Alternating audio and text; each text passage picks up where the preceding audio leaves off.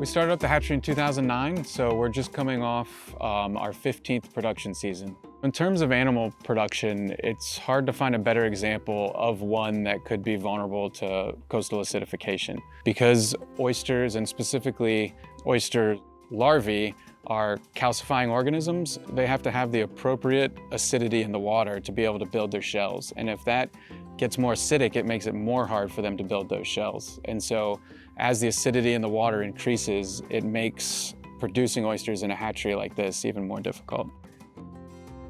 My name is Dale Parsons, 5th generation to run Parsons Seafood. And today I am standing at the original footprint of our clam house that dates back to the early 1900s. I started farming clams when I was in middle school, 13, 14 years old. So ocean acidification is an interesting issue. I would like to say it's changed the food chain a bit in the estuaries.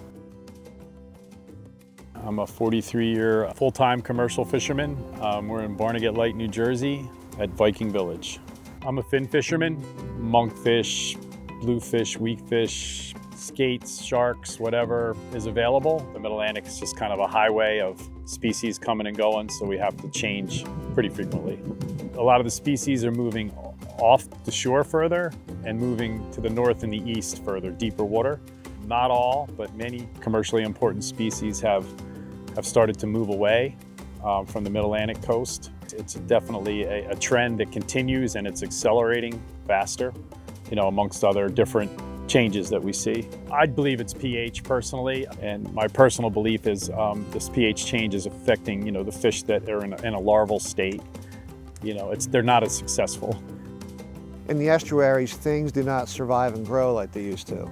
When I started farming clams, I can take a bottle cap size juvenile clam, put it in the bay in April, and if it's not marketable in November or December, it would certainly be marketable by the following spring. This year would take maybe into the 3rd summer for the same clam to grow to marketable size. And the biggest concern is what has happened to the dominant species of phytoplankton that those clams that have depended on. So clams by nature are limited to a more narrow selection of phytoplankton for food. Oysters have a 2-part life cycle. In the hatchery, what we're really focused on is taking care of that first part of their life cycle. So you can think of it kind of like a caterpillar butterfly. So oysters have a 2-week larval phase where they swim around in the water. After that, they swim down to the bottom, attach to something, and go through metamorphosis and become what we typically think of when we think of oysters. The larval stage of the oyster's life cycle, which we take care of here in the hatchery, is very sensitive to the acidity of the water.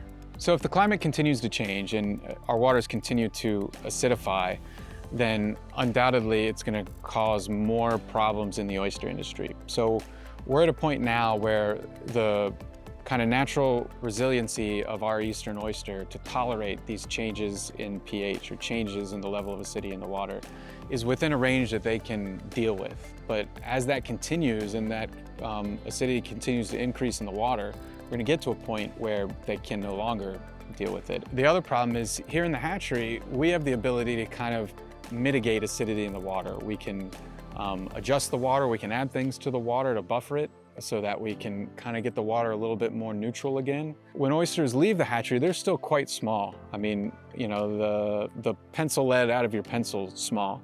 And so once they get out in the water, they're completely stuck with what Mother Nature can provide for them. And if we've gotten to a point where the acidity in the water out there is not appropriate for them to make their shells, then the oyster industry is going to be in big trouble. Whatever phytoplankton was here when the clams were growing well is not here in the same abundance. There's something else here now. We don't know what it is. We're going to take a closer look at it and find out.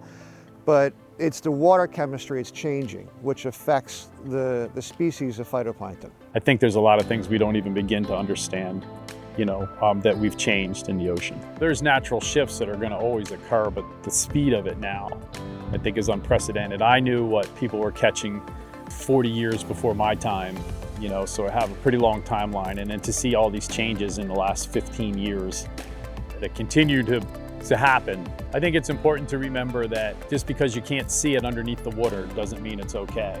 you know, people come here and they see the sunrise, it's real pretty, and they think everything's fine in the ocean. And meanwhile, you know, we have hypoxia events and continuing dropping pH, and that'll affect shell development and all the shellfish. It's just, if you appreciate the ocean, then you need to think about pH change.